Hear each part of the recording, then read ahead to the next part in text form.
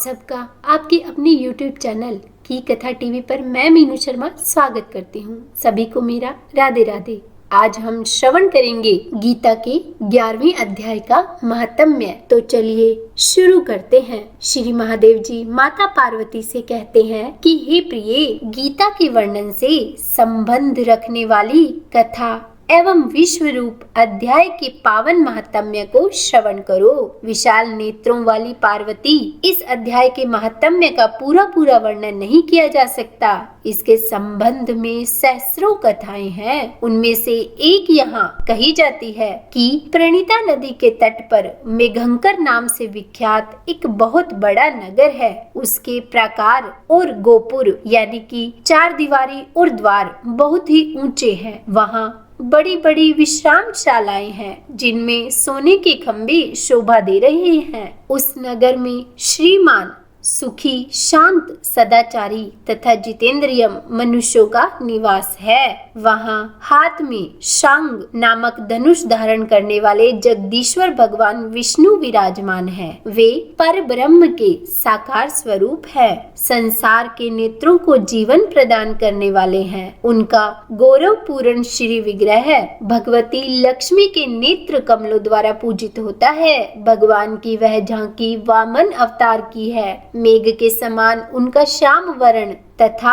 कोमल आकृति है। वक्ष स्थल पर श्री वत्स का चिन्ह शोभा पाता है। वे कमल और वनमाला से विभूषित हैं। अनेक प्रकार के आभूषणों से सुशोभित हो भगवान वामन रत्न युक्त समुद्र के सदृश जान पड़ते हैं। पीतांबर से उनके श्याम विग्रह की कांति ऐसी प्रतीत होती है मानो चमकती हुई बिजली से घिरा हुआ स्निग्ध मेघ शोभा पा रहा हो। उन भगवान वामन का दर्शन करके जीव जन्म एवं संसार के बंधन से मुक्त हो जाता है। उस नगर में मेखला नामक महान तीर्थ है जिसमें स्नान करके मनुष्य शाश्वत वैकुंठ धाम को प्राप्त होता है। वहाँ जगत के स्वामी करुणा सागर भगवान नरसिंह का दर्शन करने से मनुष्य 7 जन्मों के किए हुए घोर पाप से छुटकारा पा जाता है। जो मनुष्य मेखला में गणेश जी का दर्शन करता है वह सदा दुस्तर विघ्नों के भी पार हो जाता है। उसी मेघंकर नगर में कोई श्रेष्ठ ब्राह्मण रहा करते थे जो ब्रह्मचार्य परायण, ममता और अहंकार से रहित, वेद शास्त्रों में प्रवीण, जितेंद्रिय तथा भगवान वासुदेव के शरणागत थे। उनका नाम सुनंद था। प्रिय, वे शारंग धनुष धारण करने वाले भगवान के पास गीता के 11वें अध्याय विश्व रूप दर्शन योग का पाठ किया करते थे। उस अध्याय के प्रभाव से उन्हें ब्रह्म ज्ञान की प्राप्ति हो गई थी। परमानंद संदोह से पूर्ण उत्तम ज्ञानमयी समाधि के द्वारा इंद्रियों के अंतर्मुख हो जाने के कारण वे निश्चल स्थिति को प्राप्त हो गए थे और सदा जीवन मुक्त योगी की स्थिति में रहते थे। एक समय जब बृहस्पति सिंह राशि पर स्थित थे तब महायोगी सुनंद ने गोदावरी तीर्थ की यात्रा आरंभ की। वे क्रमशः विरज तीर्थ, तारा तीर्थ, कपिला संगम, अष्ट तीर्थ, कपिला द्वार, नरसिंहवन, अंबिकापुरी तथा कर स्थानपुर आदि क्षेत्रों में स्नान और दर्शन करते हुए विवाह मंडप नामक नगर में आए। वहां उन्होंने प्रत्येक घर में जाकर अपने ठहरने के लिए स्थान मांगा, परंतु कहीं भी उन्हें स्थान नहीं मिला। अंत में गांव के मुखिया ने उन्हें एक बहुत बड़ी धर्मशाला दिखा दी। ब्राह्मण ने साथियों सहित उसके भीतर जाकर रात में निवास किया। सवेरा होने पर उन्होंने अपने को तो धर्मशाला के बाहर पाया, किंतु उनके और साथी नहीं दिखाई दिए। वे उन्हें खोजने के लिए चल पड़े। इतने में ही ग्रामपाल यानी कि मुखिया से उनकी भेंट हो गई। ग्रामपाल ने कहा, मुनि श्रेष्ठ, तुम सब प्रकार से दीर्घायु जान पड़ते हो। सौभाग्यशाली तथा पुण्यवान पुरुषों में तुम सबसे पवित्र हो। तुम्हारे भीतर कोई लोकोत्तर प्रभाव विद्यमान है। तुम्हारे साथी कहाँ गए और कैसे इस भवन से बाहर हुए, इसका पता लगाओ। मैं तुम्हारे सामने इतना ही कहता हूँ कि तुम्हारे जैसा तपस्वी मुझे दूसरा कोई नहीं दिखाई देता। विप्रवर, तुम्हें किस महामंत्र का ज्ञान है, किस विद्या का आश्रय लेते हो तथा किस देवता की दया से तुम्हें अलौकिक शक्ति आ गई है। भगवान कृपा करके इस गांव में रहिए। मैं आपकी सब सेवा शुश्रूषा करूंगा। यूं कहकर ग्रामपाल ने मुनीश्वर सुनंद को अपने गांव में ठहरा लिया। वह दिन रात बड़ी भक्ति भाव से उनकी सेवा टहल करने लगे। जब 7-8 दिन बीत गए तब एक दिन प्रातः काल आकर वह बहुत दुखी हो महात्मा के सामने रोने लगा और बोला, हाय, आज रात में राक्षस ने मुझ भाग्यहीन के बेटे को चबा लिया है। मेरा पुत्र बड़ा ही गुणवान और भक्तिमान था।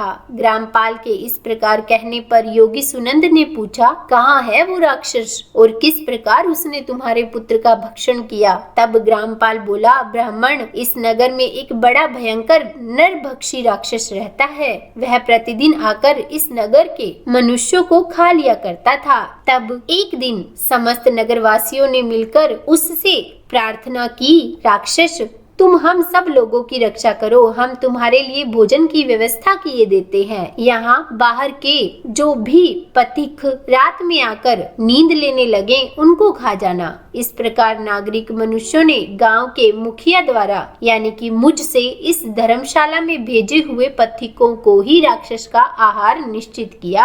अपने प्राणों की रक्षा के लिए ही उन्हें ऐसा करना पड़ा। तुम भी अन्य राहगीरों के साथ इस घर में आकर सोए थे, किंतु राक्षस ने उन सबको तो खा लिया, केवल तुम्हें छोड़ दिया। हे द्विजोत्तम, तुम में ऐसा क्या प्रभाव है, इस बात को तुम ही जानते हो। इस समय मेरे पुत्र का एक मित्र आया था, किंतु मैं उसे पहचान न सका।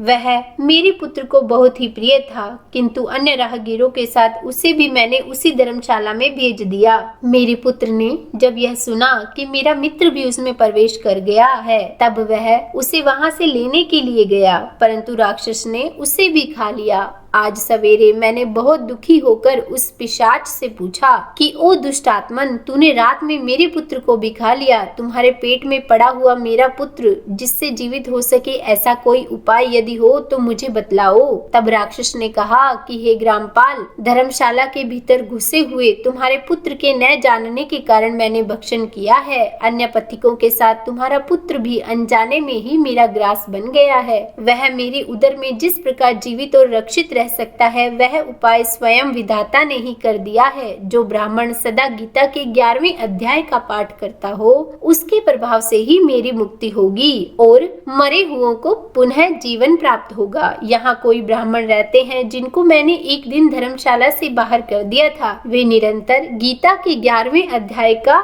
जप किया करते हैं। इस अध्याय के मंत्र से 7 बार अभिमंत्रित करके यदि वे मेरे ऊपर जल का छींटा दें तो निसंदेह मेरा शाप से उद्धार हो जाएगा। इस प्रकार उस राक्षस का संदेश पाकर मैं आपके निकट आया हूँ। तब ब्राह्मण ने पूछा कि ग्रामपाल, जो रात में सोए हुए मनुष्यों को खाता है वह प्राणी किस पाप से राक्षस हुआ है? तब ग्रामपाल बोला कि ब्राह्मण, पहले इस गांव में कोई किसान ब्राह्मण रहता था। एक दिन वह अघनी के खेत की क्यारियों की रक्षा करने में लगा हुआ था। वहां से थोड़ी ही दूर एक बहुत बड़ा गिद्ध किसी राही को मारकर खा रहा था। उसी समय एक तपस्वी कहीं से आ निकले जो उस राही को बचाने के लिए दूर से ही दया दिखाते आ रहे थे। गिद्ध उस राही को खाकर आकाश में उड़ गया। तब तपस्वी ने कुपित होकर उस किसान से कहा, ओ दुष्ट हलवाही, तुझे धिक्कार है, तू बड़ा ही कठोर और निर्दयी है। दूसरे की रक्षा से मुंह मोड़कर केवल पेट पालने के धंधे में लगा है। तेरा जीवन नष्ट प्राय है।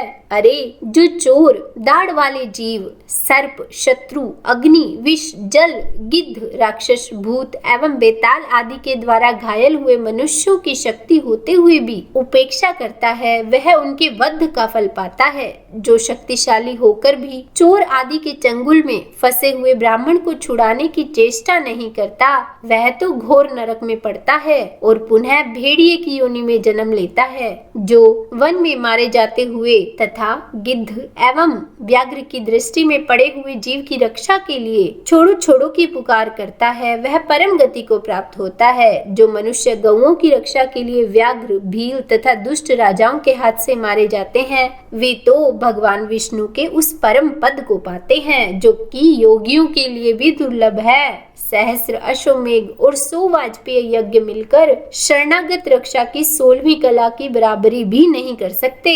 दीन तथा भयभीत जीव की उपेक्षा करने से पुण्यवान पुरुष भी समय आने पर कुंभीपाक नामक नरक में पकाया जाता है। तूने दुष्ट गिद्ध के द्वारा खाए जाते हुए राही को देखकर भी और उसे बचाने में समर्थ होते हुए भी उसकी रक्षा नहीं की। इसी से तू निर्दयी जान पड़ता है, अतः तू राक्षस हो जा। हलवाहा बोला, महात्मन, मैं यहाँ उपस्थित अवश्य था, किंतु मेरे नेत्र बहुत देर से खेत की ही रक्षा में लगे थे, अतः पास होने पर भी मैं गिद्ध के द्वारा मारे जाते हुए मनुष्य को नहीं जान सका, अतः मुझ दीन पर आप अनुग्रह करें। तब तपस्वी ब्राह्मण ने कहा, जो प्रतिदिन गीता के 11वें अध्याय का जप करता है, उस मनुष्य के द्वारा अभिमंत्रित जल जब तुम्हारे मस्तक पर पड़ेगा, उस समय तुम्हें इस शाप से छुटकारा मिल जाएगा। यह कहकर तपस्वी ब्राह्मण चले गए और वह हलवाहा राक्षस हो गया। अतः द्विज श्रेष्ठ, अब आप चलिए और 11वें अध्याय से तीर्थ के जल को अभिमंत्रित कीजिए, फिर अपने ही हाथ से उस राक्षस के मस्तक पर उसे छिड़किए। ग्रामपाल की यह सारी प्रार्थना सुनकर ब्राह्मण का हृदय करुणा से भर आया। वे बहुत अच्छा कहकर उसके साथ राक्षस के निकट गए। वे ब्राह्मण योगी थे।